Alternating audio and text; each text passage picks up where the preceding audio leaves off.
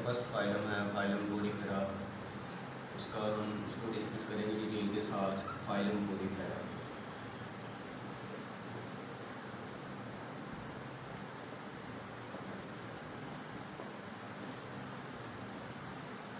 Phylum Porifera दो Latin word से evolve हुआ है। पोरी में पोर्स एंड फेरा में बेरिंग। तो ये पोर बियरिंग एनिमल्स हैं।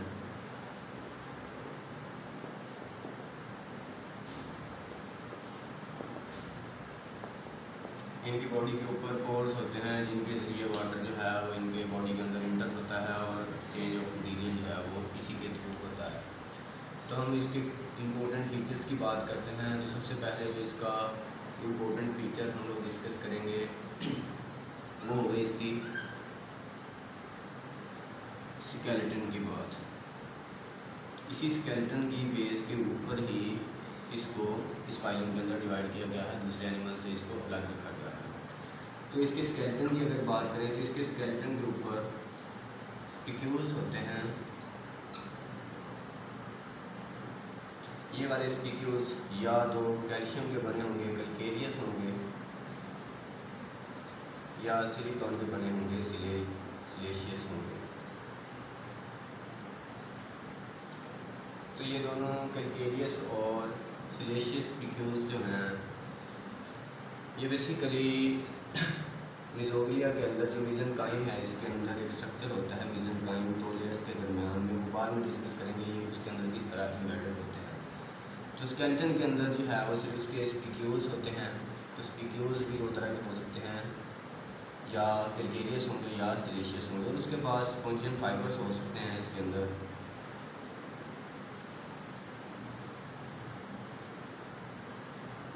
या स्पिक्यूल्स होंगे और स्पॉन्जियन फाइबर्स होंगे। इनके रोल हम बाद में जैसे जैसे हम फाइलम को पढ़ते जाएंगे इसको हम डिस्कस करते जाएंगे। तो इसके बाद जो है वो इसका नेक्स्ट फीचर जो है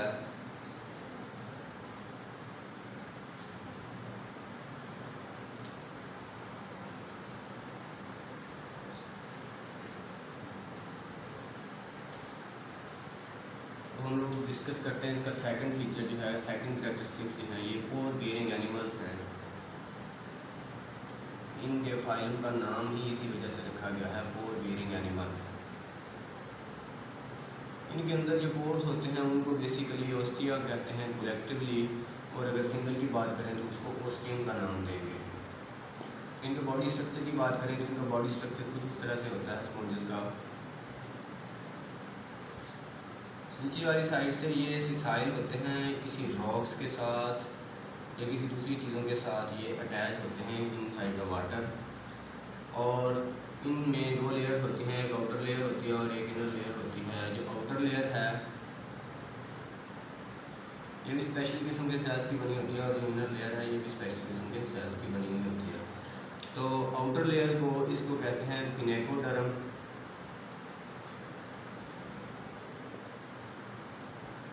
और इनर लेयर को हम कहते हैं गोनोडर्म।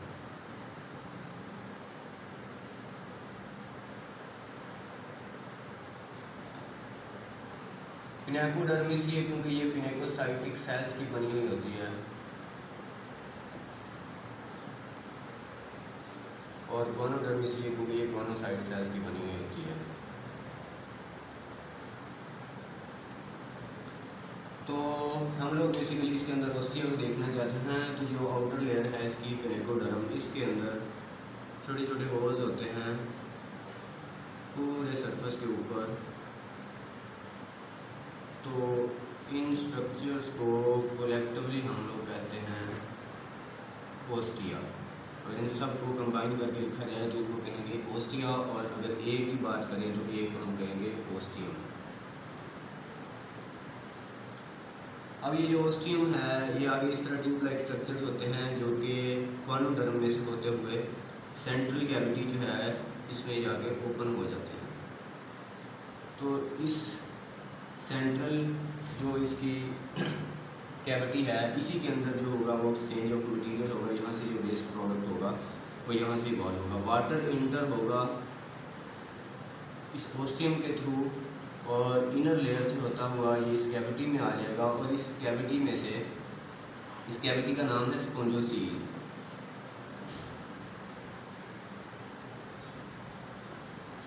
स्पोंजोसील में आएगा वाटर यहाँ पे।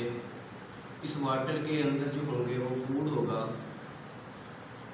और इसके साथ ऑक्सीजन होगी। तो ये यहाँ पे वो इसको अवेलेबल हो जाएगा इस ऑर्गेनिज्म को, और इसका जो वेस्ट प्रोडक्ट होगा वो यहाँ से फिर ओस्टिया से बाहर नहीं जाएगा, बल्कि यहाँ पे एक अपर साइड के ऊपर इसके एक होल होता है। इस होल के थ्रू यहाँ से वाटर फिर इवॉल्व होगा बाहर, साथ में वेस्ट प्रोडक्ट को लेकर। तो इस जो अपर्चर है इसके अपर साइड पे है, यहाँ से वेस्ट प्रोडक्ट और वाटर दोनों बाहर निकलेंगे। इस अपर्चर का नाम है ऑस्कुलम।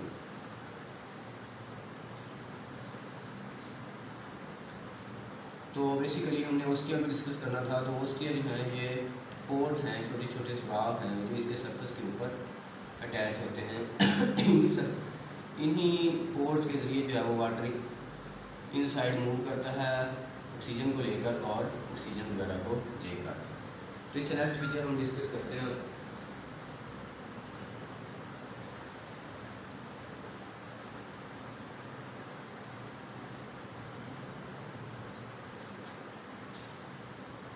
इससे नेक्स्ट फीचर जो है इसका, हम इसकी जर्म लेयर्स को डिस्कस कर लेते हैं। Germ layers, germ layer basically या तो दो होती हैं किसी भी ऑर्गेनिज्म के अंदर, या फिर 3 होती हैं।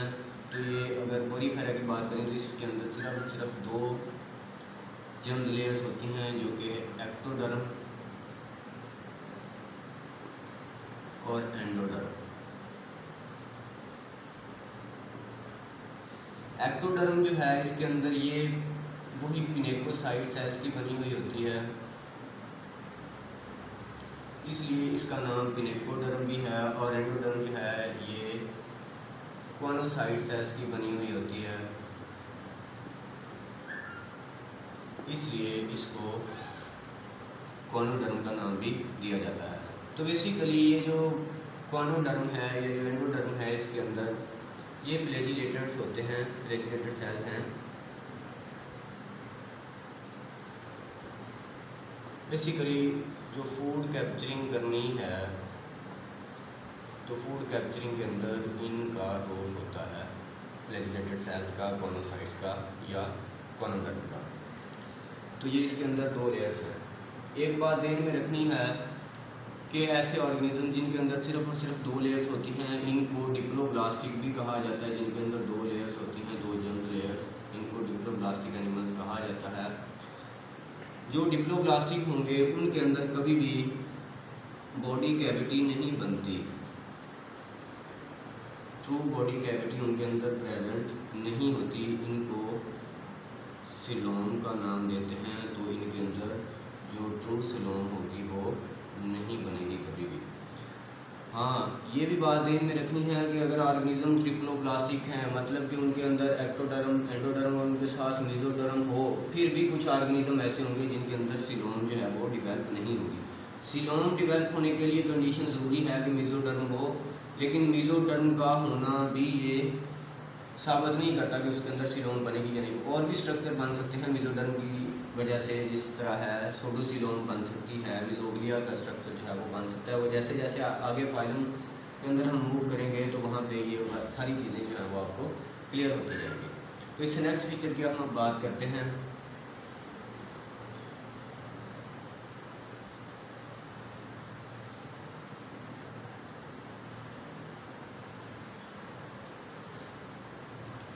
इनके बॉडी ऑर्गेनाइजेशन, ये एक बहुत इंपॉर्टेंट फीचर है इसके अंदर बॉडी ऑर्गेनाइजेशन का।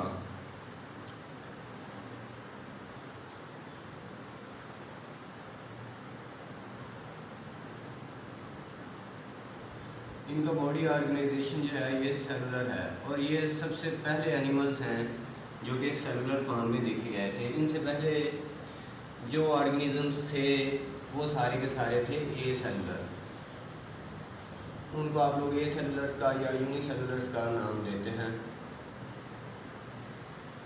तो ए सेलुलर या यूनिसेलुलर ऑर्गेनिज्म ऐसे होते हैं जो सिर्फ और सिर्फ सिंगल सेल्स के ऊपर कंसिस्ट करते हैं और उनमें जो डिवीजन ऑफ लेबर होगी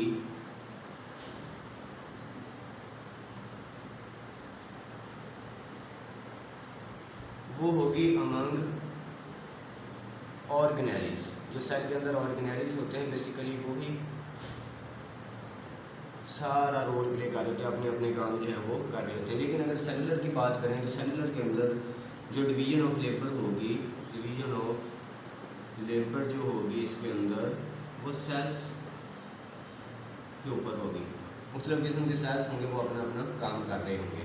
तो ये फर्स्ट ऑर्गेनिज्म थे जो कि मल्टी सेलुलर कहलाए। इनके अंदर एक से ज़्यादा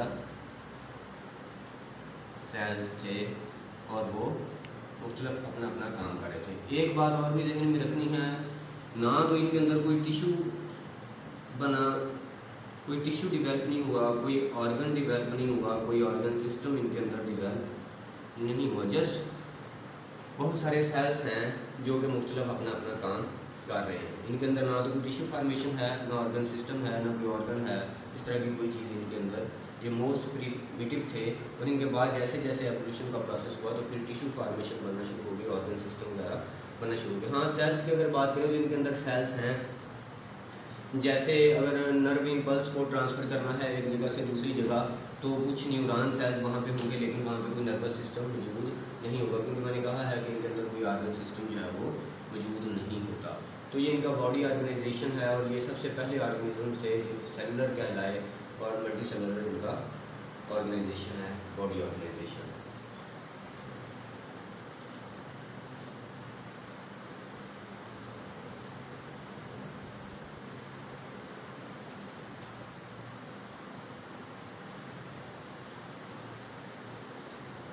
इसके बाद इनके अंदर जो बहुत ही एक इम्पोर्टेंट फीचर है वो है इनके अंदर कैनाल सिस्टम। कैनाल सिस्टम में एक और चीज़ का नाम है वाटर वेस्कुलर सिस्टम, एक और चीज़ का नाम है। जैसे जैसे हम आगे फाइलम्स के अंदर मूव करेंगे तो वहाँ पे आपको वाटर वेस्कुलर सिस्टम देखने को मिलेगा, लेकिन canal system water vascular system से डिफरेंट है। इसलिए कैनाल सिस्टम और चीज़ को कहते हैं, वाटर वेस्कुलर सिस्टम और चीज़ को कहते हैं। कैनाल सिस्टम की बेस के ऊपर इसके अंदर तीन तरह के कैनाल सिस्टम जो होते हैं वो पाए जाते हैं। उनमें से एक है ascon type of canal system, दूसरा है साइकन टाइप ऑफ कैनाल सिस्टम। तो ये मुख्तलिफ किस्म के ऑर्गेनिजम्स हैं जो इसके अंदर मुख्तलिफ किस्म के कैनाल सिस्टम को डिवेल्प करते हैं। हम इनके कैनाल सिस्टम की अगर बात करें तो कैनाल सिस्टम को अगर देखें यहाँ पे तो ये इसके बाहर वाली लेयर्स हैं जो कि पिनेकोडर्म है और ये यहाँ से सिसाइल होते हैं, किसी भी रॉक्स वगैरह के साथ अटैच हुए होते हैं। यहाँ से इनके अंदर जो है ये एंडोडर्म है इनकी, जिनको हम कॉनोसाइट्स या कॉनोडर्म का नाम देते हैं। ये पिनेकोडर्म होगी, ये कॉनोडर्म होगी। अब यहाँ पे ये मैंने कहा था कि ये ओस्टिया इसके सरफेस के ऊपर बहुत सारे मौजूद होते हैं, तो एक ओस्टिया को मैं यहाँ पे बना रहा हूँ। तो ये ओस्टिया यहाँ से यहाँ तक एक ट्यूब की शक्ल में प्रेजेंट होते हैं और यहाँ से फिर दोबारा कॉनोडर्म के अंदर ये फिर दोबारा ओपनिंग होती है और ये वाटर जो यहाँ से बाहर मौजूद है along with food particles and oxygen ये मूव कर जाता है इस कैविटी के अंदर, जिसको कहते हैं स्पॉन्जोसील।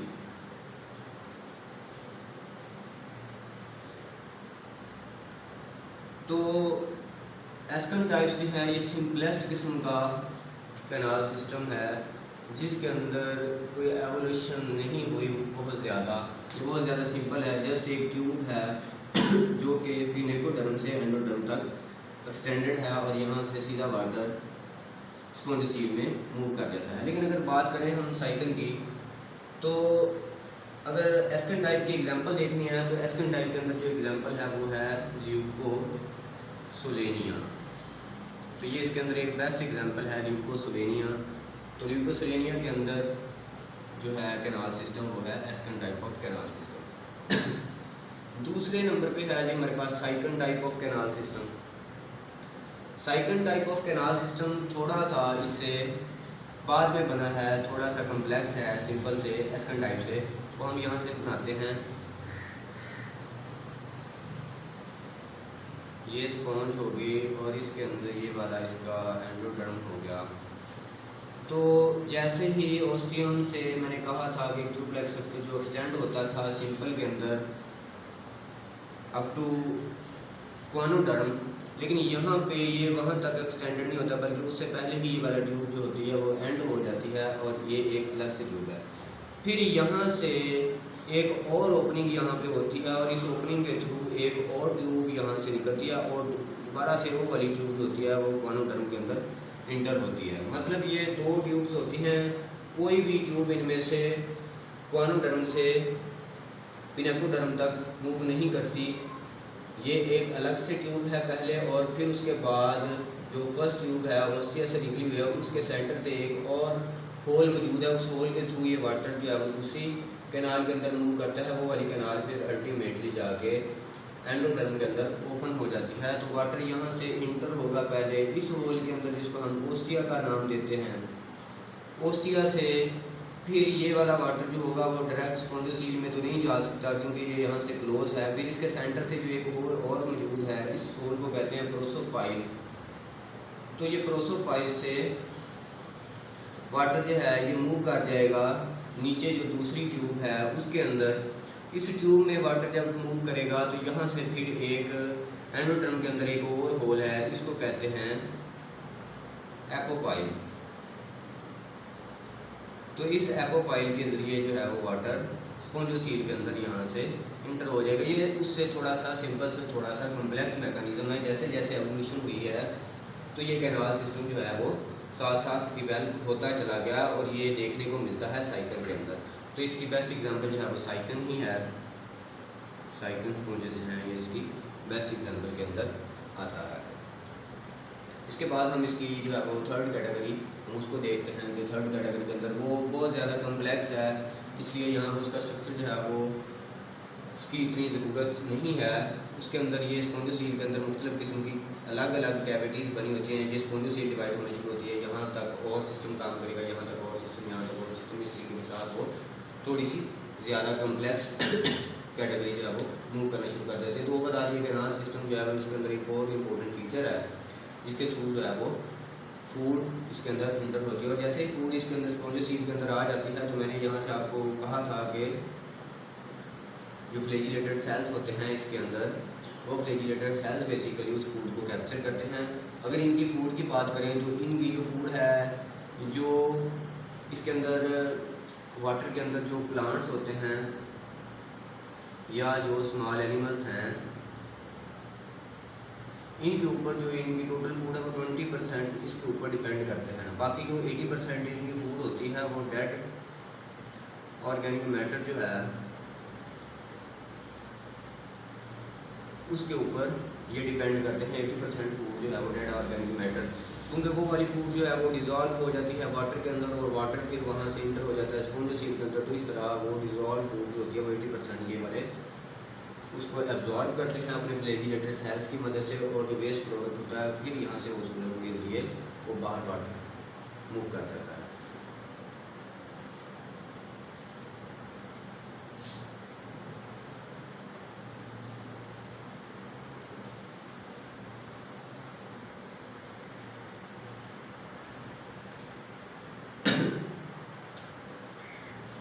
इसके बाद इसके हैबिटेट की बात करें तो ये सारे के सारे जो होते हैं ये इक्वेटिक होते हैं, एक्सक्लूसिवली इक्वेटिक हैं। ये वाला ये बहुत इंपॉर्टेंट फीचर है ना। तो ये टेरेस्ट्रियल होते हैं, ये सिर्फ और सिर्फ इक्वेटिक होते हैं। इक्वेटिव में से भी जो मोस्टली हैं वो मैरीन हैं। मैरीन मतलब सी वाटर के अंदर देखने को मिलेंगे, और जो कुछ हैं वो फ्रेश वाटर के अंदर भी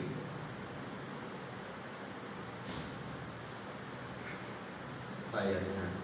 तो अब तक जो इनकी स्पीशीज़ हैं वो डिस्कवर हुई हैं, तो राउंड अबाउट 5000 स्पीशीज़ जो हैं वो इनकी अब तक डिस्कवर हो चुकी हैं। इन 5000 में से सिर्फ और सिर्फ जो 150 स्पीशीज़ हैं वो सिर्फ और सिर्फ फ्रेश वाटर के अंदर पाई जाती हैं, बाकी सारी की सारी जो है वो मैरीन वाटर या सी वाटर के अंदर देखने को मिलती हैं। और ये एक्सक्लूसिवली, अक्सर MCQ आ जाता है, ये एक्सक्लूसिवली एक्वेटिक होते हैं। इनका कोई भी मेंबर जो है वो किसी और जगह के ऊपर नहीं पाया जाता।